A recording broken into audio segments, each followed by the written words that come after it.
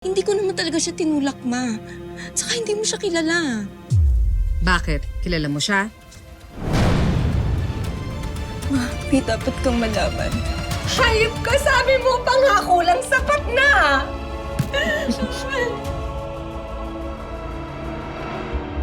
18 years. Ngayon, madadala ko na sila dito. Magpapakasal na kami. Magmamigrate na sila. Mabubuo na kami. Buntis ako. Pa? Si Jenny! Ano nangyayari? Kuya, may tumatawid!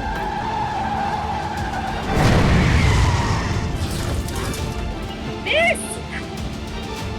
Miss?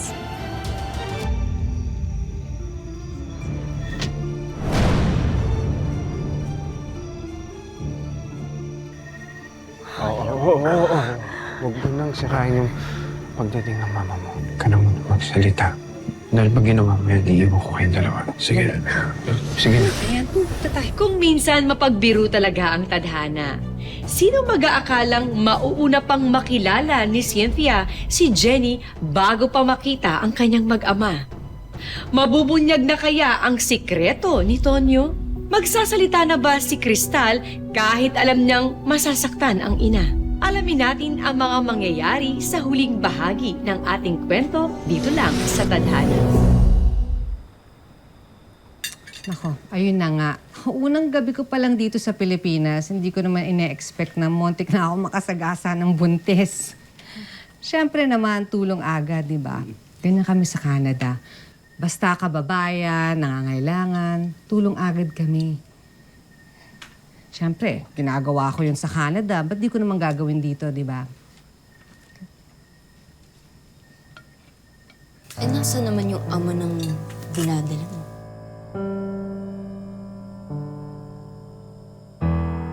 Crystal, tama na. Bakit kung makareact ka? Tama na nga! Di ba? Crystal, quiet ka na nga lang. Tonyo, ba't ka ba nagagalit? Pasensya ka na.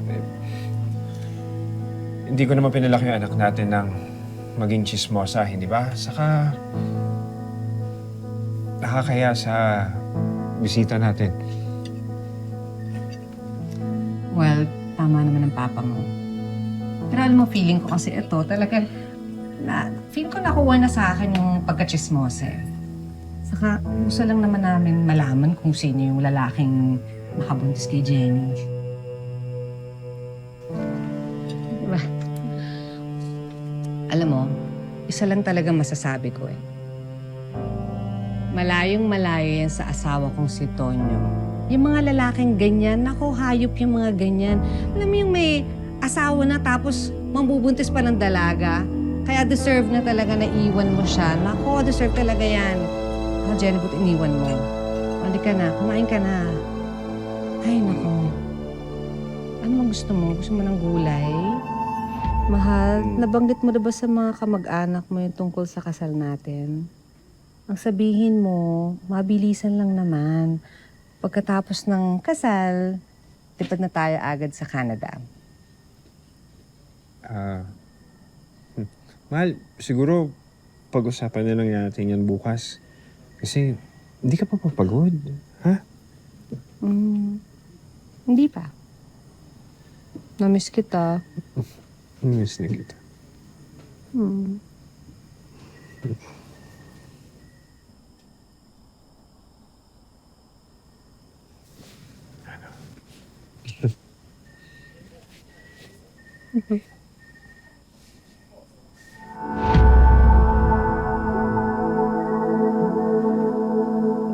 Hindi dapat ako nakakaramdam ng selos. Wala akong karapatan.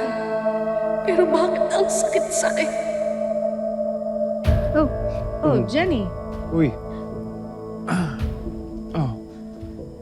Pasensya na po kung naistorbo ko kayo.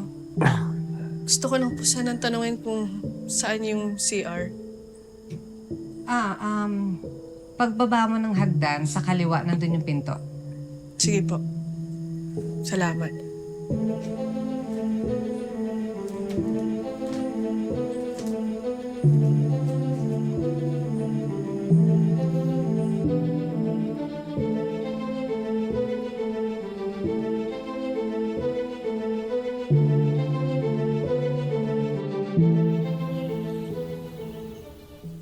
Wow! Oh, ayan ah.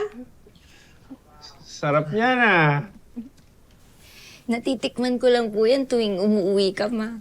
Naku, huwag kayong mag-alala. Pag nasa Canada na tayo, pagluluto ko lahat ng gusto niyong ulam. Oh, ayan, kain na tayo. Sige, salamat. Oh, Jenny, saan ka galing? Bumili lang po ako ng ulam. Kuya Tonyo, gusto mo ng lechon manok? Tara, kain tayo. Ano ka ba? Nag-abala ka pa. Pinagluto ko na ng paboritong ulam ang asawa kong si Tonyo.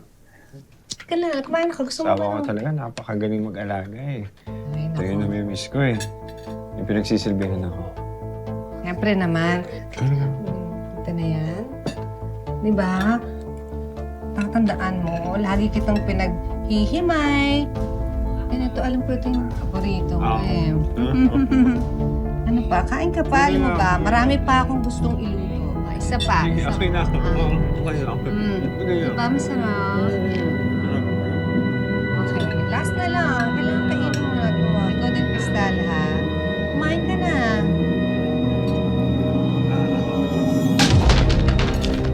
Oh! Ano ba yan? Ano ba yan? Oh. Kasi, Okay. Okay ka lang ba? Okay lang po. Nahilo lang. Sorry.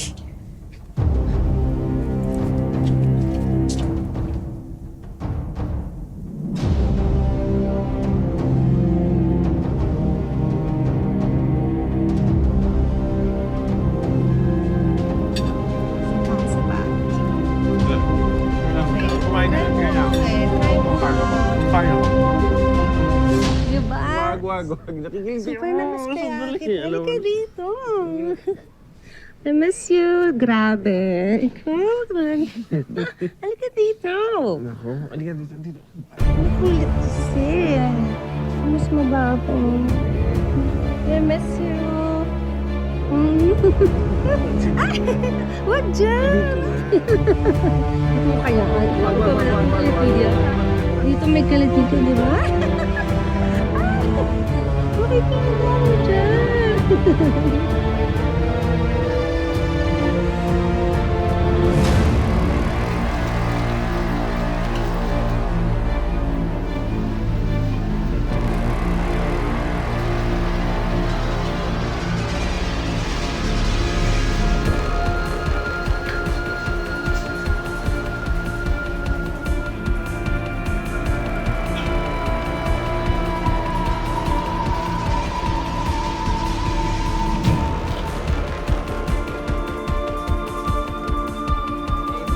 Miss kaya kita.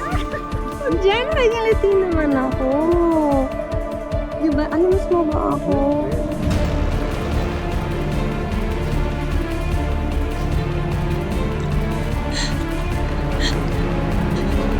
I miss you.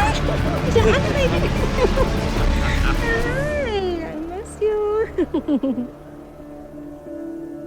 Jenny? Jenny, anong ginagawa mo dyan? Kutsilyo ba yan?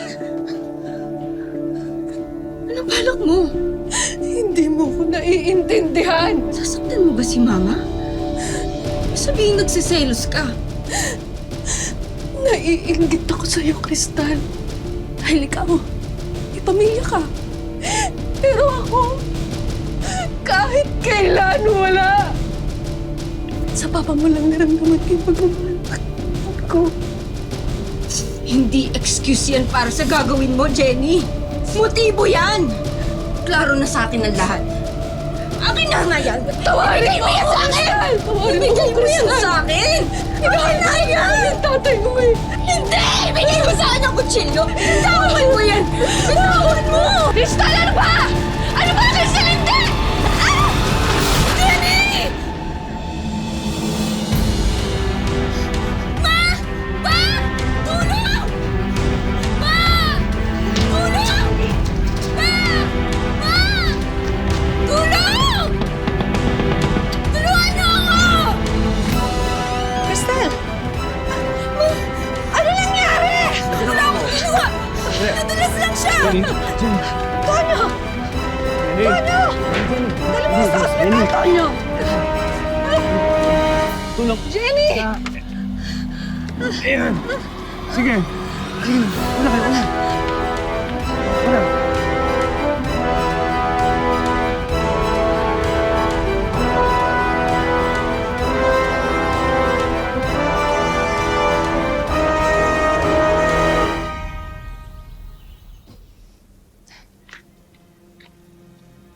Crystal, sabi ka nga sa akin ng totoo. Bakit hindi mo ba siya gusto? Hindi mo ba naiisip na buntis yung tao? Ma, paniwalaan mo naman ako. Hindi ko naman talaga kasalanan yung nangyari eh. Nakita ko siya sa labas. Sa labas ng pintuan niyo, may hawak siyang kutsilyo, nakikinig siya dun. Siyempre, sinita ko siya. Tapos yun, nadulas siya. Yun ang totoong nangyari. Hindi ko naman talaga siya tinulak, ma. Tsaka hindi mo siya kilala. Bakit? Kilala mo siya? Ma, may dapat kang malaman. Babasagin ba ni Crystal ang kanyang katahimikan para isiwalat ang buong katotohanan? Si Tien Jenny, matagal ko na siyang kilala. Churchmate ko siya. Naghahanap kasi ako ng paupahan eh. Hi, hello. Ako nga po pala si Jen. Tonyo. Nung wala siyang matutuluyan, ginawa din namin yung ginawa mo. Pinatuloy namin siya dito. Alam mo, sakto, may pinaparentahan kaming kwarto. Pero habang tumatagal, napapansin ko sila. Sinong sila? Si Papa, saka si Ate Jenny. At parati silang nagbubulungan. Parati silang magkatabi. Parati silang naglalambingan. Hindi totoo yan. Mahal ako ng papa mo. Ma, huwag ka na magbulag-bulagan pa, ma. Ma, nag-uwi ka ng ahas dito. Ma, bago ka bang magpakasal kay Papa? Huwag na. Saka yung pinagbubuntis ni Ate Jenny. Anak ni Papa yung pinagbubuntis ni Ate Jenny. Tama na! Ma naman. Hindi ako umuwi dito para makinig lang sa mga kasinungalingan mo. Hindi, totoo. Sinasabi ko, ma, paniwalaan mo ko. Tama na, Crystal. Ma!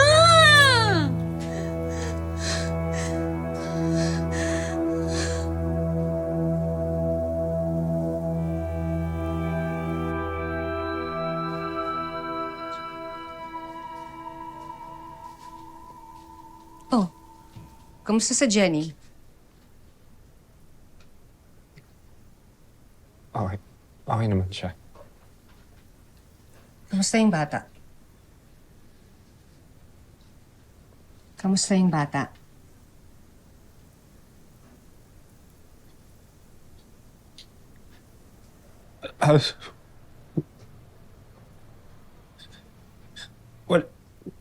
Wala na. Ako na si Jenny.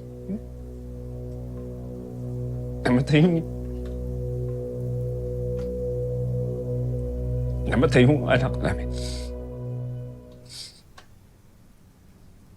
Anak nyo?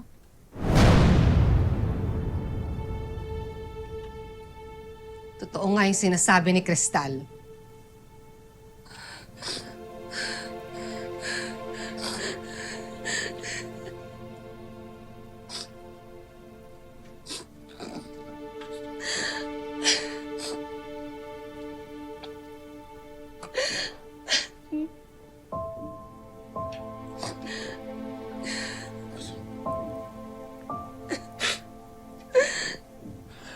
Sorry. Sorry, I'm sorry. Alam ko, nagkamali ako. Patawarin mo ako. Mahal, patawarin mo ako. Nagkamali ako. Patawarin mo ako. Nadala lang naman ako sa lungkot eh. Kaya patawarin mo. Lungkot? Bakit? Ako ba? Hindi ako nalulungkot sa Canada? Pumatol ba ako sa iba? Ha? Nag-promise ka. Hayop ka, sabi mo, pangako lang sapat na.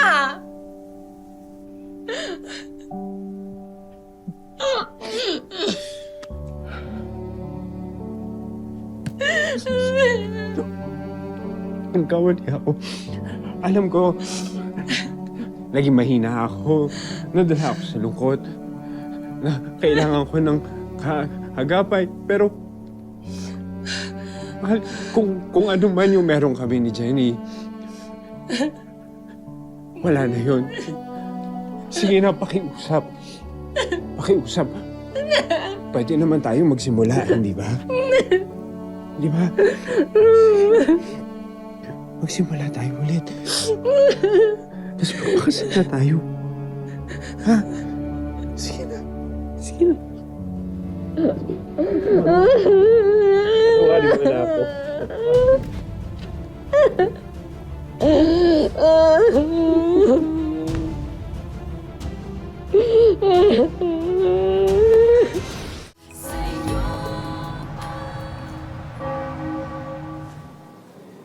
Uy, mukhang tense na tense ka. Late na ba sila, Cynthia? Iba naman yung mga babae, laging late. Lalo na ngayong kasal namin. Sigurado naman ako nagpapaganda masyado yung si Mrs. Sa bagay.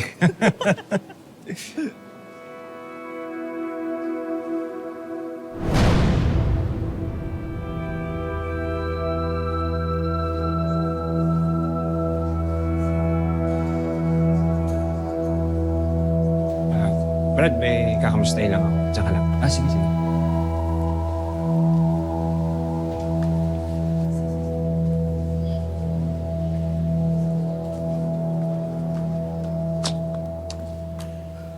Kamali ako. Hindi ko pala kaya na wala ka. Sorry kung pinagtabuyan kita sa ospital. Hindi ko lang naman matanggap na nawala yung baby natin eh. Sorry kung sinabi kong hindi na kita mahal. Dahil mahal na mahal pa rin kita. Ngayon ba talaga sasabihin yan ngayong kasal namin? Ha? Alam ko. Gusto ko lang naman malaman kung mahal mo pa rin ba ako.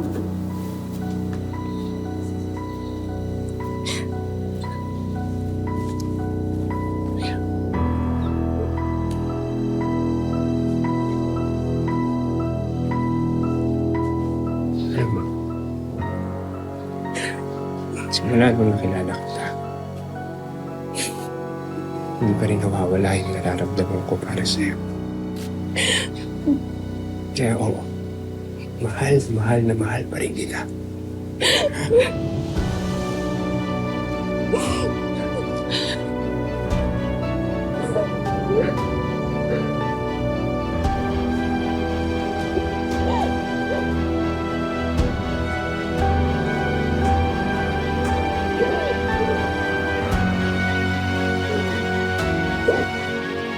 Brad, nandiyan na sila, Cynthia. Sige na.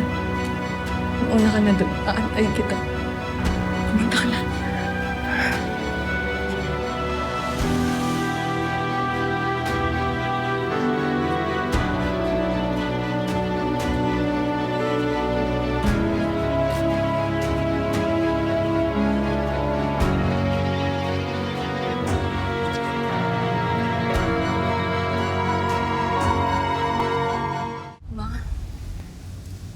Dito ka na ba talaga dito?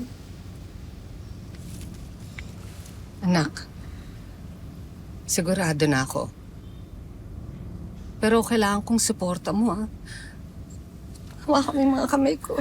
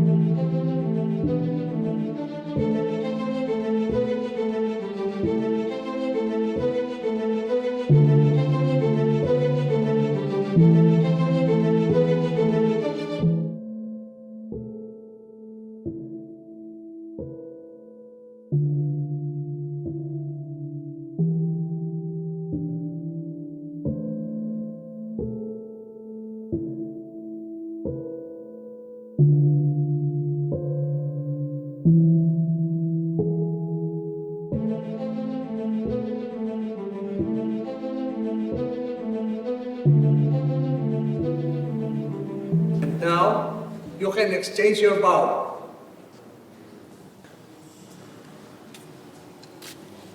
Medyo matagal nating pinlano to, kaya eto, tuloy na. Simula nung nakilala kita,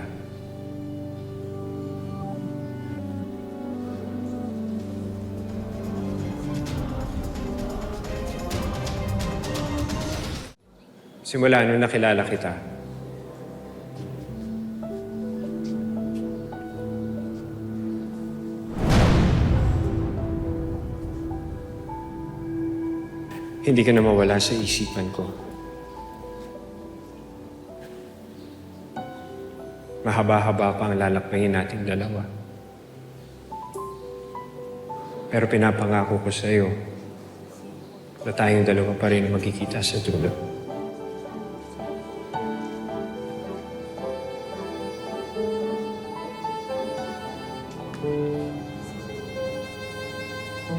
Ikaw, Hiha, anong masasabi mo sa iyong magiging asawa? 18 years, Tonyo. 18 taong inintay ko tong araw na to. Ang tagal nun.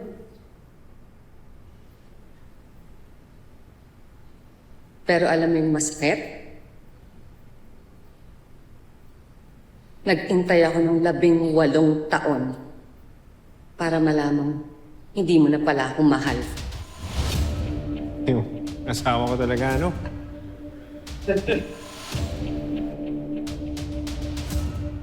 Ikaw ang joker, Tonyo. Jenny, dapat ikaw ang nandito.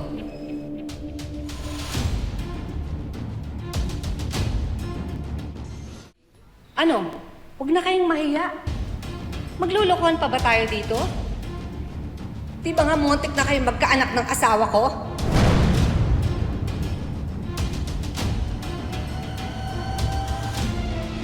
Napaka-predictable nyo. Tama lang talaga ang desisyon ko. Uy. Just, tama na. Nagsasabi lang ako ng totoo. Ang sabi ng anak ko, nag-uwi ako ng ahas. Pero God moves in mysterious ways. Kung di ko po inuwi ang kabit mo, hindi ko pang malalamang matagal mo na ako niloloko. Tama na. Ha? Tama na. Nakakahiya ka na, Cynthia. Sige na. Ikaw ang mas nakakahiya!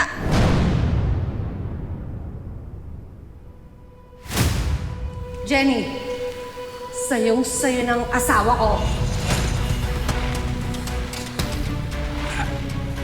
Tama na. Goodbye, Tonyo. Kiss mo, Father. Crystal, tara na. Cynthia, sandali lang. Bitawan mo, mama ko.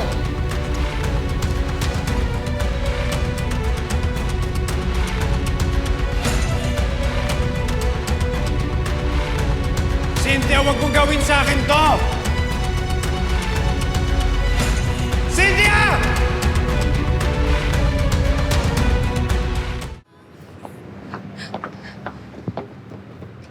Kuya, alis na tayo. Dali. Diretso tayo sa airport. Anak,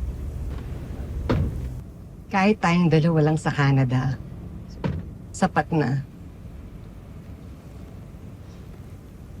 I love you. I love you too, Ma.